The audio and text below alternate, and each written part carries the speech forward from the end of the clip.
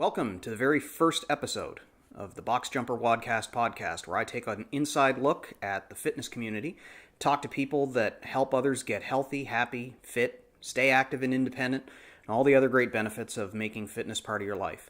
I'm your host, John St. Amand. I am a CrossFit Level 1 trainer and Catalyst Level 1 certified weightlifting coach. I'm also a first-degree black belt in Waichiro Karate, an avid runner. I'm the organizer of a 5K fun run, basketball coach for both of my daughter's basketball teams over the years, and I am also the owner of a marketing and design business in Halifax called QB Marketing. All of this is to say that, like you, I have a lot going on day to day. And I'm also a master's athlete. I found CrossFit just after I turned 40, so some of this podcast will be informed from that perspective, but it certainly won't be the only perspective. My guests, at least in my head, will be coming from a wide range of areas of fitness, not limited to athletes and not limited to CrossFit. I started Box Jumper originally as a blog, with this grand idea of visiting a ton of CrossFit gyms. For those of you that know the lingo, they're referred to as boxes. And then the idea was that I was going to write about my experiences visiting these gyms and talking to people in the community. And that went well for a little bit. I really enjoyed visiting the boxes in the towns that I traveled to. But I quickly realized that my ambitions were a little tough to live up to. I travel occasionally for work, but not that often. And when I do, I tend to travel to the same few places. So after a little bit of brainstorming, I realized that I could reimagine Box Jumper as a podcast and do virtual visits with the fitness community instead. I'm still going to visit boxes and write about it and or record interviews and turn them into interviews like this. But this way I can take advantage of the great technologies that are available and bring the fitness world just a little bit closer. So for this first episode, I wanted to give you a bit of a sense of where I came from, but not just from my perspective. Instead, I went to two friends of mine. They are the owners of the newest CrossFit affiliate in Nova Scotia, Canada, called Osprey Athletics, CrossFit and Weightlifting. Rob and Ticia O'Brien have been running Osprey for a little over 5 months now, but they both started in CrossFit almost 3 years ago. Now, we've all known each other for about 25 years or more. We were neighbors for 10 years. We were friends, neighbors, parents of kids that played together, workout buddies even before CrossFit entered our lives. And not long after they started in CrossFit, it really wasn't hard to see the transformation in their fitness and just their energy levels, so I was kind of keen to find out a little bit more. So it seems fitting that the first guests on the Box Jumper Wadcast podcast would be the people that introduced me to and welcomed me into the CrossFit community. And now I'm one of a great team of coaches at their box, and in my professional life as a marketing designer, I helped them with the branding and marketing of Osprey Athletics when they started the affiliate. So as is traditional in CrossFit, we'll get started in 10 seconds. Full disclosure, I kind of like these two, and I suspect you will too.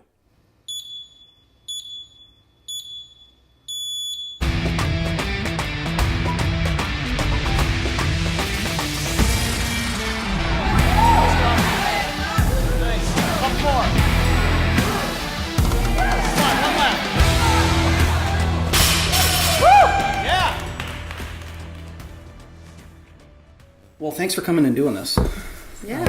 This is a bit of an experiment on my part to try to take this idea that I had for doing a blog and then quickly realizing I don't travel enough to visit all the boxes that I would want to be able to write about. And so when I started thinking, okay, well, how do I keep this going? Couldn't I do something more like a virtual box visit and interview people over the phone or on Skype or whatever I can manage and try to extend it beyond just the box and hit, the fitness community generally and talk to subject matter experts. So when I decided to take that approach, the ideas really started rolling and decided to turn it into a podcast. And there's a lot of CrossFit related podcasts, but they're all run by, really elite level athletes, or at least the ones that I found. Right. I mean, I love their content. Yeah. I don't relate to their content quite the same way as I think, I think you have to be at that level to really completely grasp what it is they're talking about, even though when they bring on guests, they're talking about nutrition and the approach to workouts and programming and injury recovery and, some of the same topics that any athlete would deal with on a regular basis. Yeah. I wanted to take the approach that I had with my site, write it from the perspective of somebody who's not an elite athlete, just the average person going in, and I'm 2 years into CrossFit now, so I've got maybe a little bit more experience than some because I've taken the leap to coaching, but I'm still just the same athlete that everybody in the class is. So I'm hoping that that'll be a point of interest for people, and they'll be interested in the people that I bring in to talk to. Sure. Starting with you two made perfect sense for me. Everyday athletes. Considering you guys are the ones that got me into this mess in the first place. And I've known you both for a long time. We've been neighbors for a long time. We went to school together long before we were neighbors. So I kind of want to start fairly early in the process. Like, what's your background in sport? What kind of things did you do all the way through growing up that in one roundabout way or another wound up leading you to CrossFit? So when growing up, I would be playing as much sports as I could. So I would have a ball or a stick or something in my hands pretty much all the time. So I played hockey pretty much year round, played soccer pretty much year round up until about high school, and then I found rugby in grade 12, and that was like my true love. So I played rugby for about 10 years, and then eventually I just sort of pry myself away from it. And then sort of there was a gap of about 10 years where I didn't play rugby or play sports at all, and went to Good Life to try and keep myself in shape, but I was struggling with it. And then I started my own business, so I quit Good Life to try and focus on the business, and found myself getting out of shape and sluggish, and was at a party with the 40th birthday party for a friend of ours, and noticed half the room is these fit, good-looking people, and half the room was myself and other people that were out of shape, and I was like, Steph, who are those? And they're gravitating towards one another. That's right. As we found. Yeah. And energized, and so I said, Steph, who were those people over there? And she said, those are my CrossFit buddies. And it was like a light bulb went on. I was like, wow, there's a big distinction between the people that do CrossFit and the people that aren't doing CrossFit. So I said, there must be something to it. So I went and gave it a shot. Yeah. When you stepped away from rugby, was it that there weren't very many opportunities? Like, you were in that coming to the end of your younger years, for lack of a better description, and what was there an opportunity for you to really have continued that, or was it just like life was getting in the way because you've got 3 kids? Yeah, well, no, I didn't have kids at that point. Ticia and I were just about to get married, but rugby got in the way of life for sure. It was a real consuming thing for me. It was a lifestyle. And I did it for 10 years, and I felt like I achieved everything I could achieve. I wasn't going to make the next level to the national team or anything like that. I realized that was out of grasp, out of my reach. So just felt like I'd done everything. We won the Maritime Championships that year. I played in the Super League that year, and said, I've had a good year. I'm done.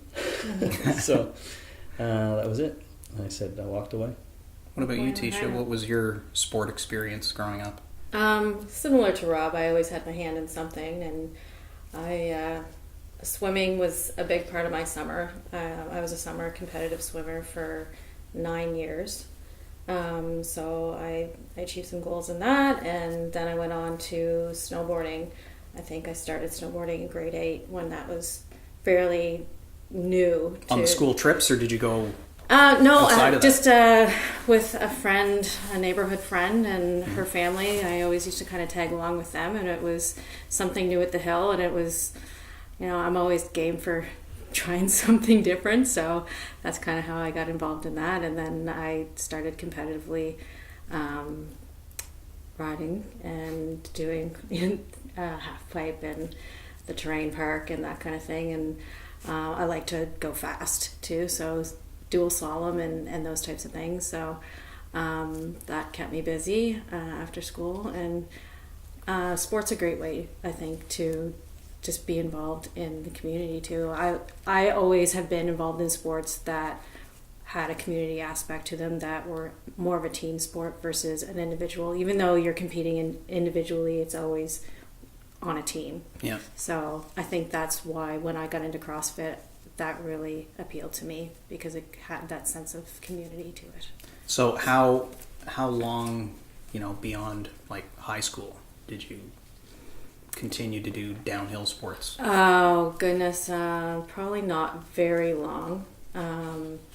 I think kind of the same situation with rugby. After high school, you start into university and your focus kind of shifts towards your education and career and that type of thing. So, and everyone at that point, I think, goes their separate ways. So your network of friends kind of... The communities change. Right, yeah. Exactly. So we weren't getting up to the hill as often as we would have been in high school and that type of thing. So...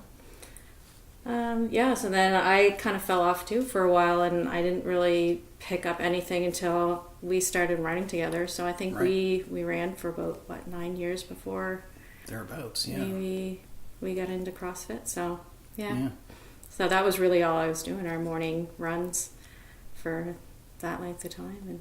And well, it was good. I mean, we had quite a few people on the street that were all into running at the time, in various different pursuits. Most of us wound up going to running room for one clinic or another, and then when we were done with clinics, we just kind of kept running as a group. Yeah, exactly.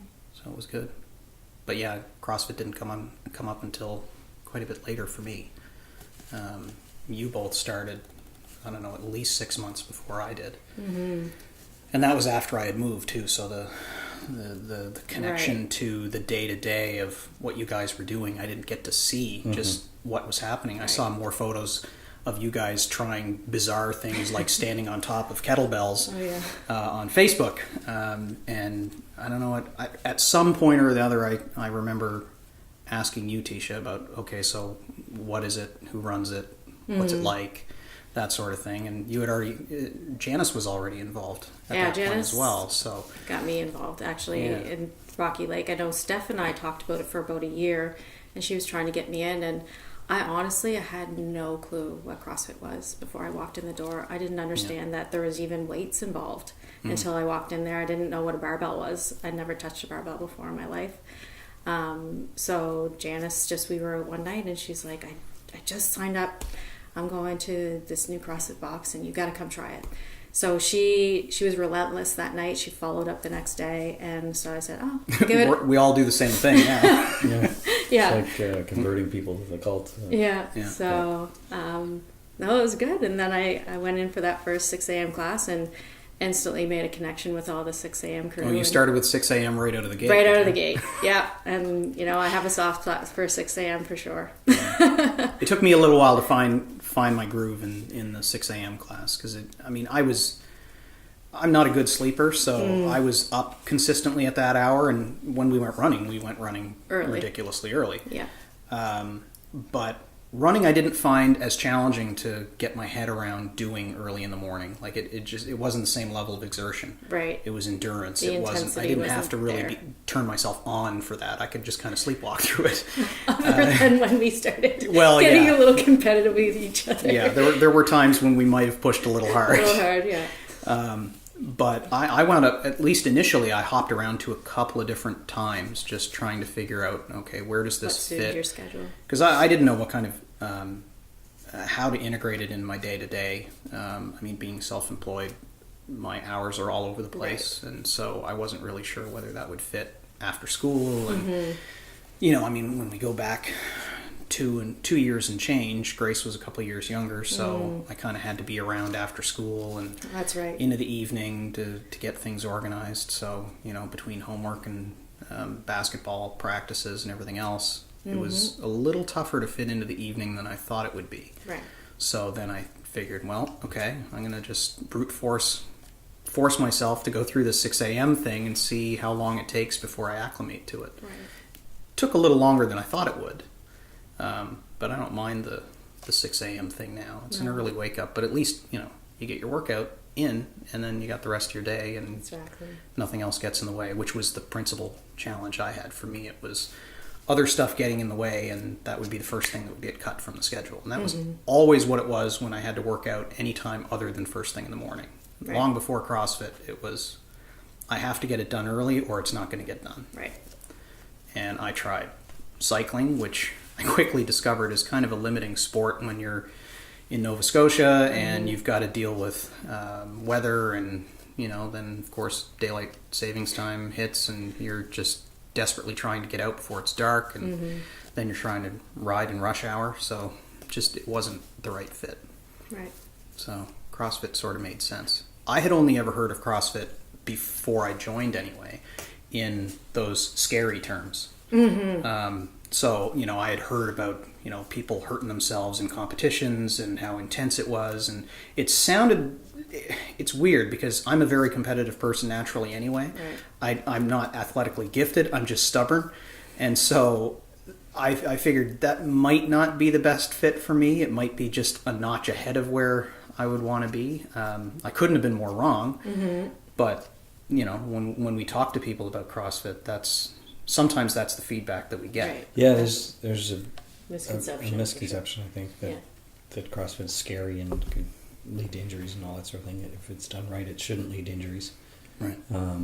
And CrossFit itself doesn't do a great job of dissuading people of that. So they show these, super athletes at regionals and make them the poster child, and that's not really what it's about for most people. It's right. And they're doing the most accessible challenging movements in these workouts. Yeah. And for some of us, that's really inspiring, and we can watch that and strive to be like them. That, yeah. But I think most people get kind of scared away by that, thinking, Yeah. "Oh, I'm not going to be doing that, so I won't be able to work out. Yeah, So what is it for work me out. to do? They don't realize the scalability and all of the, Well, things it's that a we do marketing to- challenge too when you think about it. I mean, when the NFL glorifies all the crazy things that their athletes can do, they're in no way, shape, or form ever expecting that the person sitting at home watching on TV is going to actually perform those movements themselves, scaled or not. Right. It's true. So CrossFit has a bit of a different kind of way to approach things. I mean, they do hold up these incredible athletes at the very top of their game.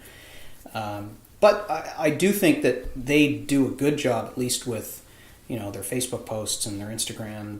They are focusing an awful lot on that The good news mobility, stories, yeah. the good news For stories, sure. older athletes that Yes. are way more mobile than their counterparts because they've adopted this fitness lifestyle. I agree. I just don't think those are getting enough attention. Like Yeah. the people that are curing type 2 diabetes through CrossFit workouts. Yeah. That doesn't seem to get quite as much publicity as, let's put Matt Frazier on the Today Show or something, like, I don't know. Yeah. It's something that we still strive to get out there, is that we can take anyone and put them through a good workout and change their life and make them feel better and fitter than they ever have in their entire life. So, how much of a shock to the system was being in CrossFit from the very beginning? Like, what did that experience feel like when you first walked into the gym? Was it? I think everybody remembers their first workout because it's like a shock to the system. It's For like a week, you remember yeah. it. Somebody writes up on the board what you're going to do, and you look and you go, yeah, that's not going to happen. That's crazy. If you can even read the board because of all the acronyms and Yeah, that's everything right. going on. We're going to do what? You're looking to your buddy. I remember I got my butt kicked by a couple people that I still work out with, but it was humbling. Let's just say that. The Yeah. first time you went in there and you watch these people do these things and you're like, wow, I don't know if I'm ever going to get there, but I'm going to try. So it's people that think like that will come back. It's people that like go, oh, wow, I can't keep up with those people. I'm not going to do it. And then they won't come back. But if they came back, they would eventually get there, because I don't think it takes a super athlete to be able to do these things. It just takes some commitment and some focus and some time. Yeah. Yeah. Well, and the right community too, which Right. makes Yeah. a big difference. Yeah. Yeah, that's something that is hard to tell people about. I find, like, telling people about the community and the support that you'll get and how that adds to the whole atmosphere and the element. And because if you don't it's one of those things, until you experience it, you don't get what that means. Like, Yeah. you don't understand that, when you're going to work out with people that are like there rooting you on and cheering you on, that you will work harder and you'll stay more focused and you'll have more fun. And that's what sets it apart from going to a big, huge gym and putting your headphones in and going on the treadmill for half an hour. It's just, and not talking to anyone. Yeah. Not making any connections or human connections. Yeah. Yeah, I've bounced around to a variety of the other gyms throughout my adult life before CrossFit. Whether it was, back in the day, New Bodies and then Good Life, and I had a membership at Canada Games Center for a couple of years. But the self-directed type of workout that would achieve, first it would be very difficult to achieve the kind of results that you do in a CrossFit class where you've got a coach prescribing work to do. I was never a self-directed workout kind of person. Exactly. Yeah. It's one thing, even when I was running, I ran better in a group than I ran on my own. That just competitive nature kicked in. When the other person isn't stopping, then you don't stop, and vice versa. And so you feed off of each other's energy. And working out on my own was not something that allowed me to do that. And it takes a certain type of person to be able to get that kind of fitness level working independently. Yeah, and I don't have it because I know when I was playing sports and trying to go to the gym or trying to go for like a run to keep my endurance up, it would just be torture. Like I would be pushing myself to go and pushing myself to go for a run, and 5 minutes into a run I'd be hating it, and it was just like, and then your relationship with fitness is that it's something you have to do, and I have to, push yourself through it, and it's painful, but I got to do it to get the results I want. Yeah. And then you do CrossFit, and it's like, it's fun and it's challenging, and sometimes it's hard and it hurts, but you look forward to it. Yeah. Right? It's a whole different relationship now that I have with fitness than I did back when I was just sort of trying to use fitness to achieve my goals in sports. Yeah. Yeah.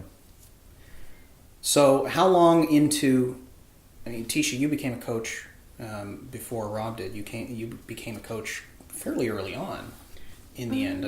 I saw your fitness level go through the roof very quickly. A little less than a year, I think, is when I got it in April. I started CrossFit in May of 2015, and then April of 2016 is when I got my own level 1. So, right. But within 3 months of starting CrossFit, I could really see how the CrossFit methodology was working for me, and then I think that's really what drove me to just continue on. And then I was in there every day, and yeah. And then right as you were just about to start coaching, it was right around that time that you got injured, right? It was, yeah. I got injured prior to my my level 1. So right. Initially I cracked my my ankle. So I recovered from that. Then I did my L1, and then within a couple weeks of getting my L1. That's right. I forgot that it was a double whammy. Yeah. It was first you had the ankle bone, and then yeah. So and then I tore my Achilles. Yeah. So that was a year-long recovery, and I'm still I'm not limited, I don't think, anymore, but you're mindful of it. I'm very mindful of it now. Exactly. Yeah. Certain movements I'll think twice, a little longer over. Yeah. That never hurts. No. And you know what? I think it's benefited me in so many ways, because now I feel like being mindful of those movements myself makes me be mindful for other people. So I can see someone when they're going to do a step up or a box jump, if they're not landing full foot on the box or something like that, that's going to impact themselves getting injured. If it's prevention for me now that I can help someone else, then I definitely benefited from being injured. So, it's amazing how an injury can make you more acutely aware of the mechanics that go into a particular movement. That's right. And what the risk factors are. And you look it up for your athletes, because you don't want them to go through what I did. Experience. Exactly. Yeah. So how long after so you got injured right around the time that you got your L1. So how did that impact your getting into the coaching side of things? Because it was someone else's box, and so Right. you were ramping up to become a coach. That's right. Yeah. And then you get injured. So how did that change your plans, and how did it affect the way that you viewed your relationship with CrossFit at the time? Well, it didn't affect my relationship with CrossFit at all. I think the first injury, I was in there the very next day, still working out. I just worked around it. I worked around it both times. Yeah. I was forced to take, I think, a 2-week break after I had surgery for the Achilles. And that that was more a mental thing for me, because I wanted to be at the box, but I physically couldn't drive, and I had to rely on people to get me where I needed to go. And I was so grateful to so many people who came and picked me up at the house and got me to the box, and just so that I could still work out. And even though I physically couldn't drive myself, I was still able to work around the injury itself and maintain, some of the strength, and so that as I was recovering, that I could continue to do all those things that I was doing before. And I feel like I'm actually even stronger now than I was before. So You definitely are. mm-hmm. Oh yeah, for sure. But I mean, that's with anything too. I mean, as you progress, you're constantly getting stronger as long as you're pushing yourself. So at what point did you start seeing CrossFit as maybe something more than just something you would do outside of work? I think I was having I'd been with my my other employer for so many years, and things get stagnant after a while, and CrossFit was exciting for me, and I really enjoyed being there, and the people in the community, and that really, it was that's what drove me. And so I think that That's. I've always just wanted. That's after a year. after I would love to do this full time. That would be fantastic to be a full time job. So just try to work at ways that I could do. So I offered to do some administrative work for the box, and kind of unfolded from there. Evolved from there, and now you're made it happen. Yeah. Yeah. So the prior owner of the box was moving on, and so the opportunity was there for the box to continue if you were to take it over. Right.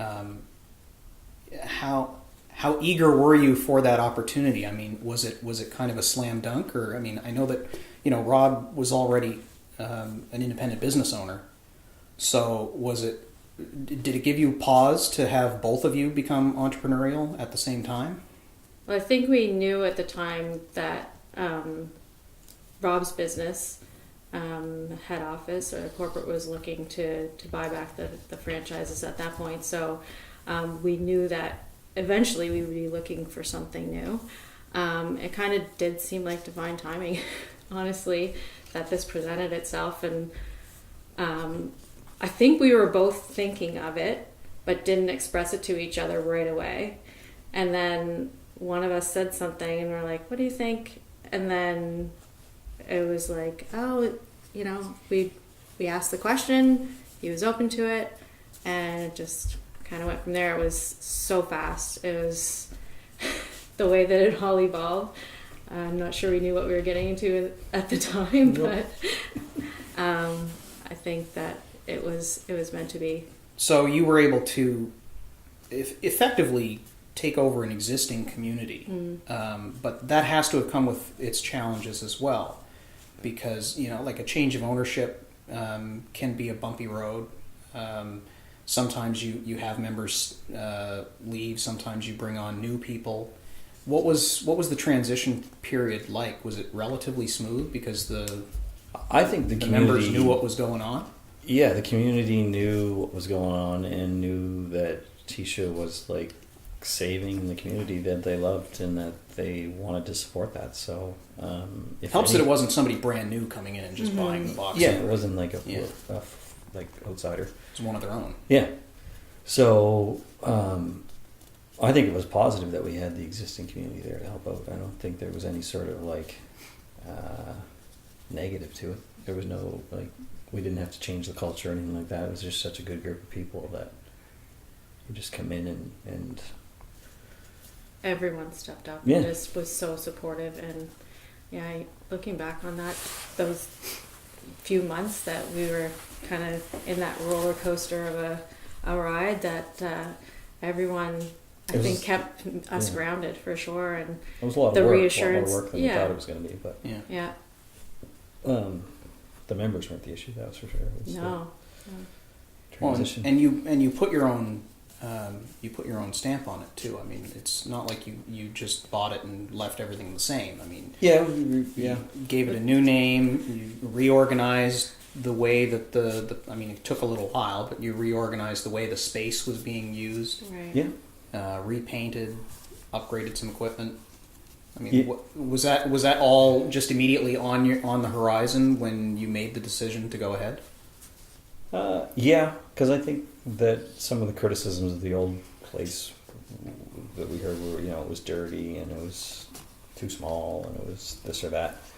And so we just wanted to, reinvent it a little bit and keep it clean and make people happy to be there and not give them any reason to leave. So that's what we did, but the members contributed a lot of the changes. So you redid the logo, and that's been everybody's loved it, and we get a lot of positive feedback on that, and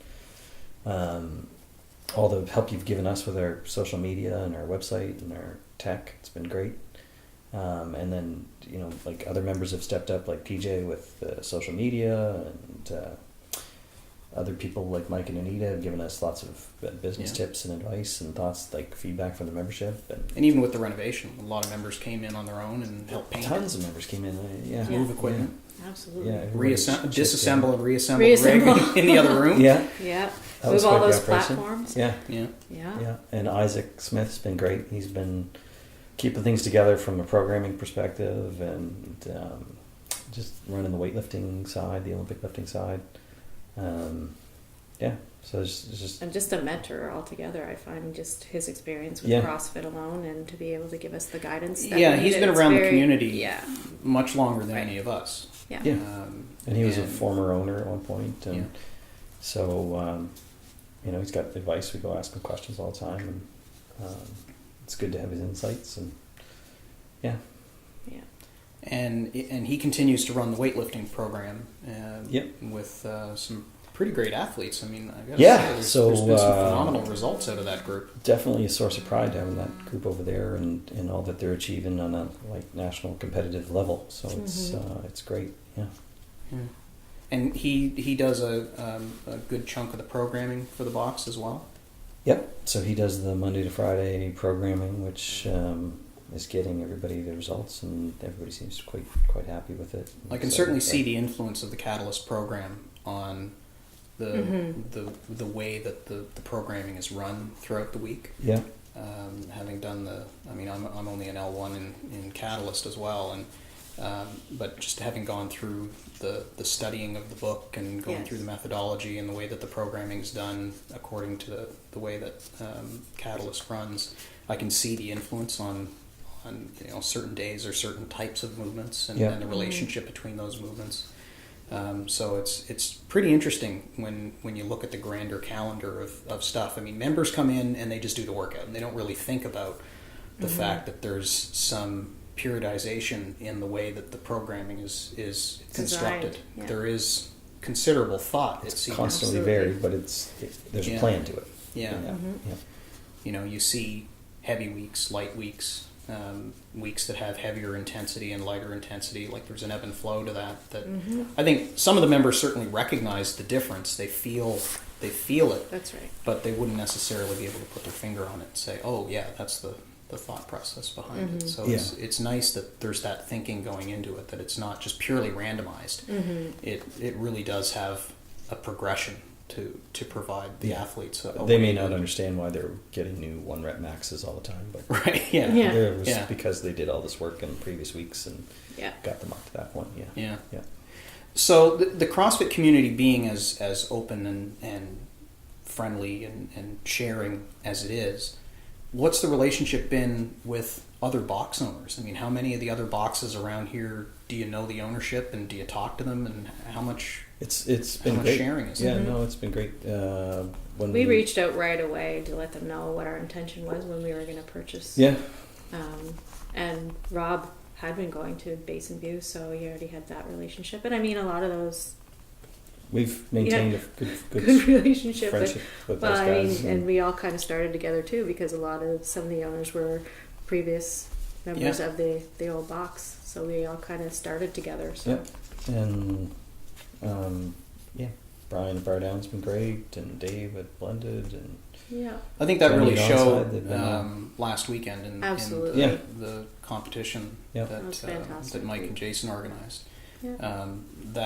That competition between the three boxes, I think, allowed the communities that kind of knew each other to an extent, just to finally, really in an organized fashion, get together and yeah, work out together, work out alongside one another, be a little bit competitive, but in a very friendly way. I mean, there was a very positive attitude in all three boxes, and The I think the energy structure was- that what really helped with that is everybody visited each other's boxes rather than having one venue that all three boxes showed up to. Exactly. yeah.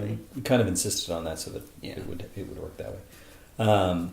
But yeah, I felt the same way too. It's a situation where in Bedford there's three boxes that are fairly close together, and in the other areas of the city they sort of have their own territory, it seems. But in Bedford there's three that could be, nasty competitive, but it seems as though everybody sort of realizes that if we grow CrossFit as a group, it'll benefit us all, and we don't have to compete for members. There's enough people out there that haven't tried CrossFit yet and haven't done CrossFit yet, so Yeah. if we get them involved and get them interested and excited, then we can all benefit from it. Yeah. One thing I've certainly seen in our box anyway is it doesn't seem like there's a high degree of turnover. Like once people fall in love with the sport, they kind of stick around. Yeah, for sure. I mean, there's a lot of people that I started with 2 years ago are still in Still 6 there. a.m. with me. So, Yeah. you know, That's true. It's And- pretty impressive. Yeah, it's once they get in and they feel it and they feel the benefits and they're see Seeing what the they can results do, and and- they're just yeah. like, I don't want to give this up. So Yeah. And the flip side Keep of this it, going. of course, is that you notice when someone's missing. yeah, we've had people like leave temporarily, and then people are like, "Where's Andrew?" And Andrew's like 2 months later, Andrew's like, "I gotta get back there." So it's Yeah. or Susie, like, I gotta get back. I gotta get back, and Dan, same way. Yeah. They take short breaks, I guess, and think that then they want to get back, and people want them back, and Yeah. So it's a network that's going to keep ticking. Yeah. So, how are you growing the community that you're responsible for? I mean, what's your overall approach? What makes Osprey Athletics different? Do you have a calling card yet, or are you still feeling that out? I don't know if we're different in this approach, but I know that our approach is to make sure that our members have such a great experience and such a good comfort level with what we're doing, and they're getting good quality coaching and getting results, that they'll become the advocates for us, and that this will spread by word of mouth rather than and by the members going out and being like ambassadors and being visible billboards for what we do. And that's our approach to things, and I don't know if that's unique, but that's the way we've done it. That's what we're looking for. We're not splashing billboards and ads all over the place and trying to do that approach yet, but mostly it's been word of mouth that's been causing us to grow. Yeah. Seems like that's generally working. I mean, on weekends you have the CrossFit and coffee community class that's free for people to try it, and seems like the last several weeks in a row anyway, there's been 1 or 2 people in particular that are brand new that have come in with another member, so they've got a connection to the community already. Right. Yeah. I would think it would be fairly rare for somebody to come in just out of the blue with We had one no yesterday, connection. but it was rare. It was like, Yeah. how'd you hear about us? And he's like, I just saw it online, his pictures online. And I said, oh, okay. Nice. But most of them have some sort of connection to somebody that's already in the box. So Yeah. that's the way we're gonna keep growing. So that's what we focus on. Just make sure that it's a really good experience for people and focus on that. And the rest of it will take care of itself. What's been the transition been like for you, Ticia, to go from, a full-time proper JOB to becoming a full-time coach, running a box? Like your name is attached to an awful lot of classes per week. So how are you managing that? Is it what you expected, or is it more challenging than you thought? Yeah, I think it initially, because I had been doing the administrative work, I thought, I will continue to do that. I'll have the same kind of responsibilities as I did then. But there is so much more that I didn't even realize. And we had this conversation earlier this week, and there are some tough decisions, and I like to get input from everyone, and I think that's where I need to work on personally, like just being okay with making a decision, and then if I need to adjust, I need to adjust, because I'm getting different feedback from everyone and trying to make the perfect decision all the time, because I do want our members to have the best experience possible, and I have to be okay with maybe failing once in a while, and it's not even a failure, it's always a learning lesson, and then I can adjust from there. So yeah. And Rob, you got your L1 in November, was it? Yep. Yeah. How have you found the coaching experience? Actually, I like it a lot more than I thought I would. So I was getting it to sort of be able to help out Ticia. Beforehand, I was really not interested in becoming a coach. I liked just doing CrossFit and being an athlete and going through that. And then once you're an owner, you feel that pressure, right? I better be able to cover off the classes in case something happens. That's kind of why I got the coaching. And then I was telling Ticia just last week, like, I really love this. This is fun. It's really fun to go in and work with the class and watch them, overcome something or tell them something that gets them the result they want. And exactly. It's really rewarding. Give them that cue, and then all of a sudden you see the light bulb go on, and then they are actually able to perform that movement, and it is really rewarding. Yeah. Do you find it's affecting your workouts at all too? Maybe, yeah. I guess so. So I'm a little more conscious of my technique, for sure. So there were a lot of things I didn't know, and now I've got more cues in my own head to think about when I'm doing things. That funny experience of having to explain it to somebody makes you a little bit more aware of how you do things. Well, what you're actually doing. Exactly. Yeah. Or, God forbid, demonstrating it. Yeah. Yeah. And knowing that all those eyes are looking at you thinking, hey, that's a coach, so they know what they're doing. Yeah. You gotta make sure your technique's good if you're going to be teaching people technique. Yeah. But everyone has their limitations too.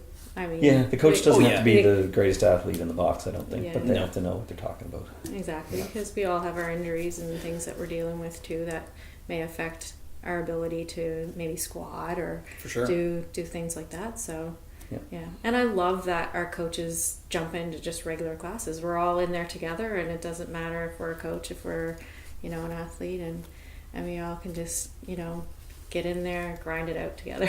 Yeah. There's not a separation between the coaches and the athletes. It's just Yeah. Now, a lot of the coaches at the box were coaches there previously, or they were working up to their L1 at the time of the transition. So it seems like everybody's stuck it out, and they're back in full force, and they've accepted a little slice of the overall schedule to give you at least a few days a week that you can be home with the family. What's your approach to? I mean, fundamentally, you're a manager of coaches. So what's your approach to recruiting coaches? I mean, I guess you haven't really had to take somebody from zero to coach, other than Rob, who was on that track anyway as an owner. But looking ahead as your community grows, what are some of the things that you look for in your coaches? What do you have a kind of a philosophy as far as how you would groom people to become coaches for the longer term, so that you've got a steady flow of people getting to that level? Yeah, it's a good question. We haven't had to go out and seek out anyone to make them into a coach or find a coach to fill a gap. It's nice to be in that position Yeah. to not have a hole that you have to Yeah. fill and feel pressure to get somebody there. But now that we see the coaches and we see what works and we see that, so much of it is personality, and if that person is comfortable being in front of a crowd and can, it can teach, educate, entertain, and inspire is like the 3 goals, right? So, if that person has it, you can usually tell even before they become a coach, right? Yeah. That they're going to be able to. People are going to look to them for advice and want to hear what they have to say, and they're going to be able to give it to them without, in a way that people will understand it and it won't be a negative thing. Seems like some of them kind of identify themselves in a way, because I mean, when you're in the heat of a class, there's often a person that isn't necessarily a coach yet that people still knows their stuff. That's right. Yeah. Respects their form, will ask them a question, get tips and so forth. So I mean, That's right. some of that happens naturally to a certain extent as You well. see that a lot in our community classes because our community classes will get so big. We have 20 to 30 people there, and the coaches on hand sometimes Can't be everywhere. Yeah. But you see our own athletes stepping up and teaching somebody new some movement, and you got to do this, you got to do that, and even before the coach gets there, the athletes already gotten what they need to know. So those are the future coaches. Yeah. Mm-hmm. Yeah. There you go. And we've had a few sessions already too, kind of the coaches sessions and different things. Skills We brought in development. skill work for gymnastics and that kind of thing, just so that we do have a consistent approach with the way that we're delivering our content and that to our athletes, so that even though we all have our own style of coaching, that the information and the technique and mechanics of the movements we're still giving to our athletes in the same manner. Yeah. Yeah. Yeah, it's similar to the L1 program is just a standardization of information in to the coach. But then everybody has their own different way of delivering it that's unique to them and unique to their community. Right. My L1 had people from probably 10 different boxes, not all of them in Nova Scotia either. Because they only occur every so often, and so people wind up traveling to get them at the right time of year and so forth. So you do get that one little bit of standardization, and certainly those opportunities to have subject matter experts come in and give us additional instruction and work on technique. The gymnastic session that we had a little while ago was ideal for that, because it really gave us all a different perspective and an opportunity to practice things together, which we never really get. That's true. We're because we're all coaching different classes throughout the day. We never really, you have that 15-minute buffer in between classes where you kind of catch up, or if there's an athlete that's been injured or this or that we can have a little bit of a discussion, because we want to make sure that we're all kind of aware of certain things that are happening, and just to kind of relay information. But we don't, like you said, get the opportunity to necessarily always work out together, and even one or two of us will on occasion, but in that setting where we were all together, that it's nice when that was certainly the most of us that have ever been in one place working out together. Yeah, exactly. And we'll do more of it. We have plans to do like nutrition or powerlifting or mobility, yoga, and that sort of thing. So there'll be more of those, because that helps develop the coaches, and if you develop the coaches, you can develop the athletes. So that's the plan. So what does the process look like for bringing someone new into CrossFit into the gym? What's the structure that you use? Like an athlete that hasn't been... Yeah, somebody... let's imagine two scenarios. Somebody that comes in that has a relative degree of physical fitness, so you don't have any concerns about mobility issues or their ability to function in a regular class. And then let's look at the other example of someone that comes in that's fairly deconditioned and therefore has to get themselves up to a certain level to be able to get into a regular class, or does that even matter? Are you able to put a new athlete even that's deconditioned into a regular class setting and just adjust? Yeah, your approach does differ, so the deconditioned athlete, whether they come in, this is the first time they've ever done anything athletic, you're probably working on psychology as much as you're working on physical, right? Like making them believe that they can do what they are going to do, and making them understand that we're going to scale this to a level that you're going to be able to get something out of it, and you're going to be able to work you up to, a real elite fitness level. It's going to take time, obviously, but we can get you there, and making them believe that they can get there is the challenge in that case. And when you get an athlete that's been at another gym and they've got, biceps and triceps and other muscles, but not sometimes your challenge is making them understand that their technique is not where it's going to need to be. Or the cardio, or those things that they haven't been working. Yeah, you might have to actually hold them back. Yes, exactly. Yeah. And it can be, so you're taking somebody who's looks fit and strong and is fit and strong in certain ways, and you're trying to bring them into an overall broad fitness modality. Yeah, you're going to have to humble them a little bit and but keep them motivated. So it's a bit tricky. So you got to find ways to not deflate them, because they are an athlete and have it can achieve things that they should be proud of, but at the same time you need to make them realize, like, if you're gonna take that and try and compete at CrossFit in the open or beyond that, you're going to want to learn how to do that snatch a whole lot cleaner. You're going to have to want to learn how to properly pull off that clean. You're going to have to learn how to string those pull-ups together with a kip to make it faster, or a butterfly to make it even faster. And sometimes when somebody's already got a belief of how fit they are, it can be even have its own challenges. Right? They're not as open to criticism or feedback or a need to change. Right. Because they don't realize they need to change yet. So it can be challenging.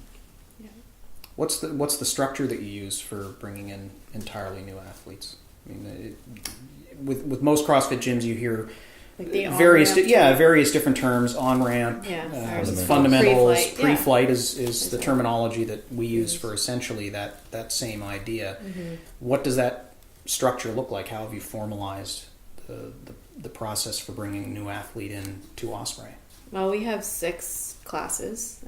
We have a couple of intro classes that kind of do some skills and some squats to start off. So we have a push-pull session and a squat session that you're introduced through 2 different evenings, and then we have 4 other evenings, 3 of them where we actually isolate the lifts, which we use the catalyst again progressions to kind of work through the steps and the different segments of the lift to actually expose a new athlete to the movements that we would use in CrossFit, so that when they do integrate into our regular mainstream classes, that they're not going to get hurt or what have you. So and clearly they're not meant to be entirely comprehensive. I mean, they're not seeing every movement that they could possibly miss in class, but just the ones you're critical ones. So for sure, to make sure that you're safe and going to be able to go into a class and know what's going on. And there's still going to be a lot to learn. After a year or 2, you're still lots to learn. Well, and I mean, fortunately, the community's mature enough that spotting the new person isn't terribly difficult. I mean, you know people in your class, and so the coaches and the athletes have a familiarity with who's in what time slot, because people tend to go to the same time every day. And so when there's someone new, all of a sudden it's pretty easy to say, hey, I haven't seen you before. And so the coach might choose to spend a little bit more time, a little bit more attention with that athlete, because they know that they don't have to worry about the people that have been around for a little bit longer, and they're still keeping a watchful eye on them, but maybe focusing a little bit more on the new athlete, making sure that they know what to do and they feel welcome. That's right. So I had the conversation with Crystal, Forrest, and Kenny just last weekend about, like, when we started, everybody that was in the classes with us was new to CrossFit at the same time, and it was a brand new situation for all of us. So we were all like, when we went to do a snatch, it was everybody's first time doing a snatch. So it wasn't as intimidating, and so we're very aware that when new people come in, it's not the same experience that we had. No. So that much of the community was brand spanking new when everybody you started? was new. Yeah. There weren't experienced people other than the coaches that were... No, like I think the most experienced people had been there like a month before us. Or, like, they weren't that far ahead. Yeah. So it was a whole different... everybody was exploring new territory, so it wasn't as intimidating. So I'm very sort of aware and want to help people that are new realize that I know you're looking around the class and everybody here can do it already. Don't worry about them. Just focus on what you need to do and you'll be caught up to them in no time. Right. But it's trickier. It's trickier psychologically. It's probably a little bit more intimidating for them than it was for us. I can see that, yeah. Yep. Yeah, they'd feel like they're on a pretty steep learning curve at that point when there's, not just the mechanics of it, but the strength and specificity of movement that they see around the room is pretty different. Mm-hmm. And as much as I don't want to get to a point where you have like a beginner's class or like some step in between pre-flight and CrossFit, because by design CrossFit's supposed to be scalable to everybody and every class should be, everybody can get something out of it. Right. For psychological reasons, for the new athlete, we may need, we might need to put in something that helps them step up to the regular classes between pre-flight and the regular classes. But I'd like to hold true to the statement that CrossFit is accessible to everybody, and everybody should be able to manage their way through a CrossFit class if we scale it correctly. Right. Yeah. We just have to overcome the mental. Well, and you're introducing specialized classes for the athletes as well. I mean, next week there's a double unders clinic. Yes, So it's a very focused, skill-based class. Yeah. And I know we've talked about other potential fairly focused sessions to really dive deeper on things that you don't necessarily get to spend a lot of time on in class outside of pre-flight. Right. Yeah. So 'cause once you're done pre-flight, you don't necessarily revisit that fundamental breakdown of each movement unless it happens to come up in the programming. Mm-hmm. Our coaches do a good job if it's a particularly difficult lift of giving certain things to think about each time, but you may not break it down to every little tidbit that you do early on. Yeah. Right. So if it's the jerk is in the workout, then the coaches are going to give you 3 or 4 things to think about when you're working up to it, but you don't break down the entire movement. Yeah. Yeah. What's the biggest challenge that you're facing as far as scheduling is concerned? I mean, you're in a business where the middle part of the day is kind of vacant because there's not necessarily all that. I mean, there is a 10 a.m. class, but through the day you've got a facility that you don't necessarily have an audience available to come in and work out. You've got a couple classes in the morning, there's the 10 a.m. and then it jumps to the afternoon and evening. Mm-hmm. Yep. So how has that adjustment been to your day-to-day, and how are you combating that? Personally, that like as a business, well, in both. terms of the business. I mean, so it's got to present a variety of challenges personally and on the business side. So it is tough when your business hours of operations are sort of before the 9 to 5 workday and after the 9 to 5 workday, and outside of that, because that's when most people do their other life things, and so it can be challenging for us to get through life and get the kids off to all their events and well, that's why 6 a.m. was always ideal for me, because I would get up in the morning, Monday to Friday. 6 a.m. to 7 a.m. was my time to work out. I'd be home. They would still be in bed. So they, it wasn't affecting our family time at all. No. So now Rob has 3 days a week, get the kids off to school. Yeah. 4 or 5 days a week.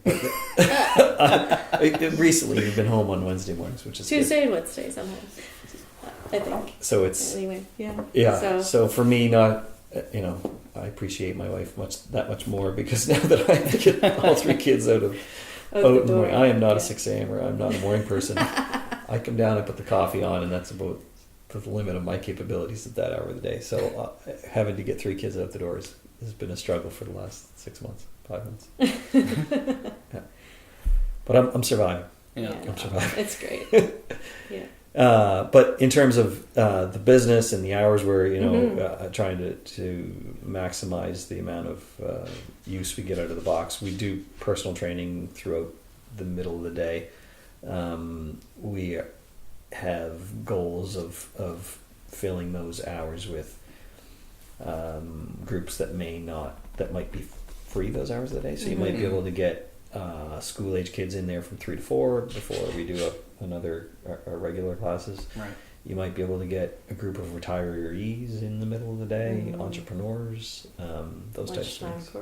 Lunchtime corporate group, yeah. So it's just we'll be adding those things as we go, but it's just a matter of timing. And then how do you drum it up?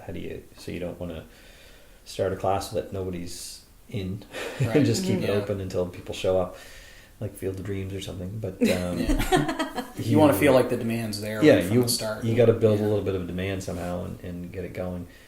And we might do that with the seniors or something like that, and have like a drive to bring in a bunch of retirees and put them through some workouts and see if they take to it, and see if we can get a regular class going, because I think that would just be fantastic. When I see those videos on CrossFit.com of the retirees doing amazing things and working out together and having fun, and I just think it'd be awesome if we had those guys in the box. So that's one of the goals. Yeah, some of the success stories that you hear from CrossFit are pretty impressive. I mean, you've got sort of the combination. You've got the big weight loss stories. You've got the overcoming major health issues. Yeah. Just avoid putting off the nursing home, right? They keep the mobility into the later years. Maintain the independence that they want. Yeah. It's huge.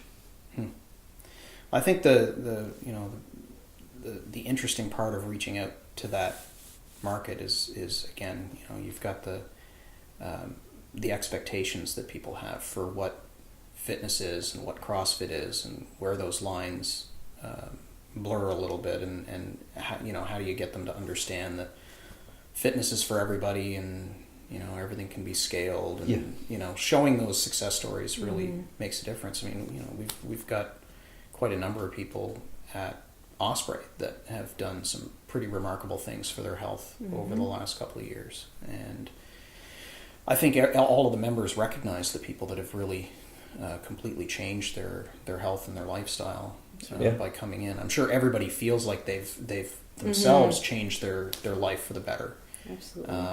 But then you see some people that have really dramatically changed their life, and you think, wow, it's pretty cool that everybody's part of that same community, and in some small measure the members themselves are part of the reason for that success, because they've been part of the community encouraging that person to do one more rep or show up for class the next day and work through whatever it is that they're working through. Yeah, I think everybody takes pride in everybody else's success, which is something that's really awesome in CrossFit in the world. Like, it's not dead quiet at the end of a workout. No. And I've said this before, that it's a unique... So CrossFit is a methodology versus CrossFit as a sport is something that people don't realize. People might sometimes see it as a CrossFit as a sport because the games get so much publicity, and that. Yeah.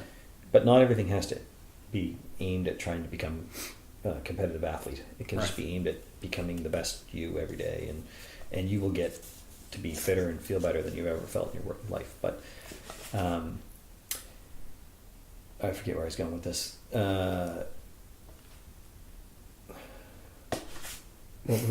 I was trying to make 2 points at once. The success, so everybody taking pride in everybody else's confidence. So as a competitive athlete playing sports growing up, my relationship with competing has changed since I've started doing CrossFit. So I used to look at like people on the other teams and think I had to be like, I can't be friends with them. I got to be, I got to think of them as my enemy, and I need to think I'm going to beat them, and I'm going to be better than them. And all those mental games you play with yourself to try and keep yourself motivated and push yourself. Yeah. And what I find with CrossFit is it's entirely different approach. Everybody is genuinely happy for everybody else and what they're pushing themselves, and that it's competitive, but both of you in the end know that you're better off for having competed, and you're thankful for the person next to you that pushed you. Yeah, you make each other better Yeah. over the course of Yeah. competing, and that not necessarily just in competition. I mean, in the middle of a class, Oh yeah. you know, somebody right in front of you or right behind you or right beside you is moving a little faster, Yeah. and that pushes you to move a little faster. Yeah. Right. So you're, you might be competing with them in your head, and then at the end you're like, I'm glad that person was next to me and here with me and pushing me, because I wouldn't have worked as hard if they weren't sort of on my tail the whole time, or if I wasn't trying to catch them the whole time. Yeah. And yeah, it's just changed my relationship with competition. I see it as, it can be a completely healthy thing. It doesn't have to be a negative sort of just out to win at any cost type of mental game mindset. Yeah. Now, speaking of competition, the Open is right around the corner. Yes, it is. Weeks. What role do you see the Open playing in that community development? I mean, is it really about competition, or is it about bringing the community together at the same time? Yeah, it's like Christmas for CrossFit world, right? Like it's everybody looks forward to it, gets excited about it, and then they go through. It's like 5 weeks of Christmas. It's great.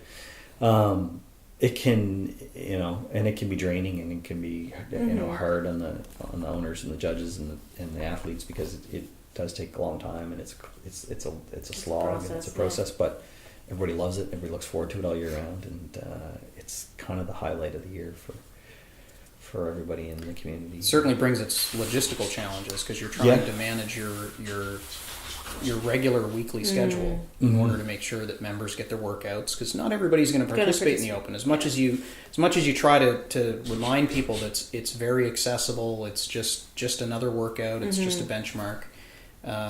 Not everyone will wind up doing it, and so you wind up having to maintain your regular schedule to the best of your ability, plus handle all of the Open workouts, which are, even if you put together heats, you're still talking about a fair bit of time, and having a judge for every lane, and there's a lot of logistics that go into that. There is, and we're going to try and find ways to make it, as efficient as possible, but also more rewarding for the people that are judging and coming out and doing all this stuff and supporting it. And so we have some ideas in our mind about getting sponsors for each week and getting some prizing and all that sort of thing, and getting a way to reward the judges and athletic performance, and have like a little bit of a celebration at the end. And we got some surprises coming up, I think, which are going to be fun and exciting, and take it to another level, so that because as you mentioned, it can be by the end of it,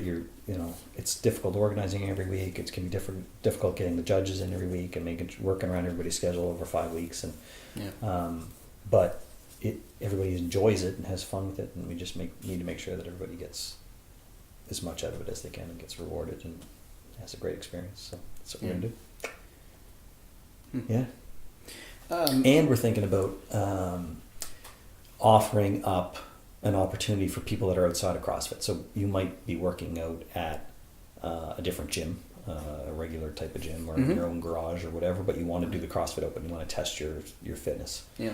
And you can. So we're going to open up a pass, $80. You can come in and do the 5 weeks of the Open in our box. Cool. So, okay. We haven't worked out all the details yet, but it would probably be like, come in Friday night for 5 weeks, do the Open test, and see how you do, see how you stack up. So we think that'll be a great way for people to come in and just participate in the Open. See what get acquainted with our community, and you never know.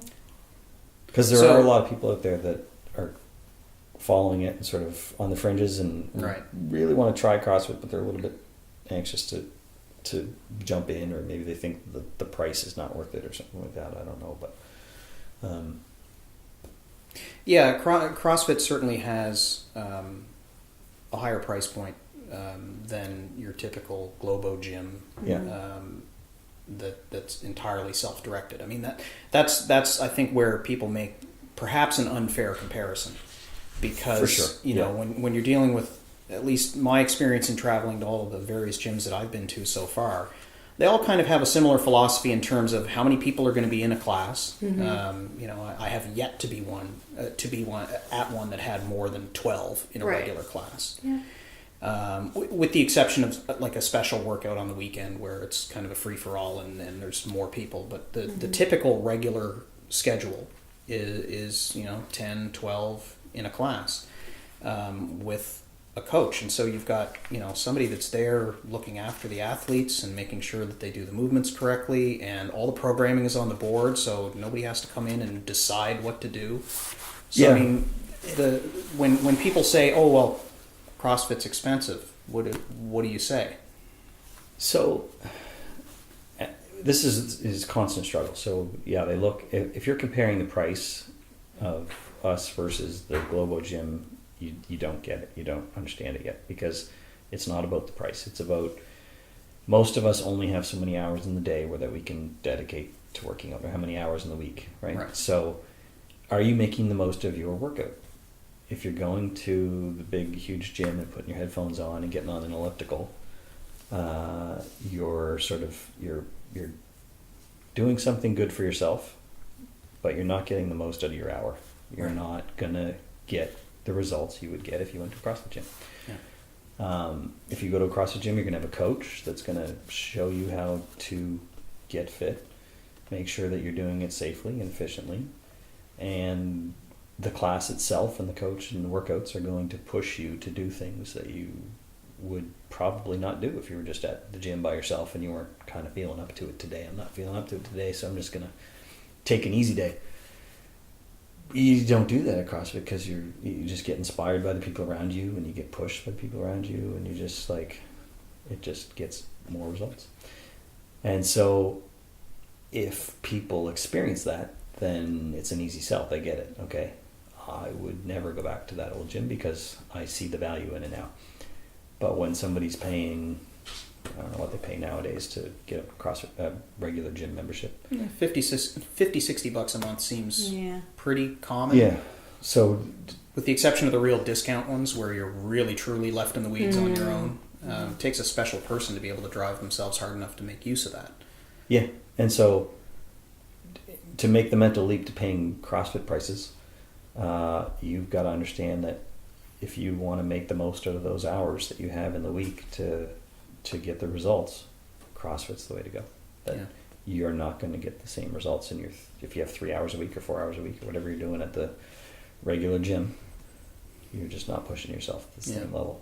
Think about investing that amount of time in something that delivers better results, and suddenly the equation starts to shift. Yeah, so it shouldn't just be about the price. It should be about, what are you trying to achieve? Are you trying to be healthy, or are you trying to be fit? Do you want to feel good, feel energized? And we haven't even talked about the community, right? You go to a big gym, you don't make friends. There might be people that you say hi to as you pass by them towards your own individual machine. Most people are walking around with the headphones on and working out on the stationary or the independent machines. And if you go to CrossFit, you're chatting with everybody around you, because it's, you become friends. Yeah. Well, and it's the quality, not just the results side of it, but the impact on the body too. The quality of the movement that you get in CrossFit is very different.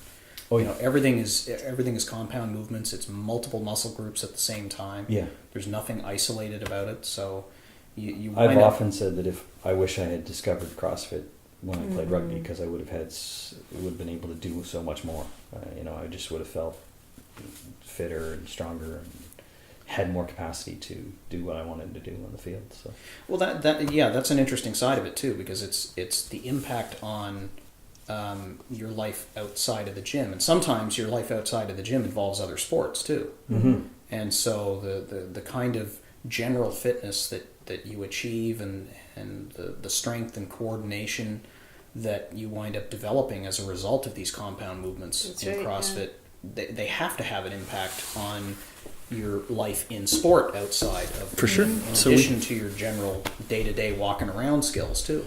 We have several competitive triathletes and hockey players and rugby players, so that are using this to further advance themselves in those other sports, because they see the benefits from CrossFit and how much better it is than working out at a regular gym.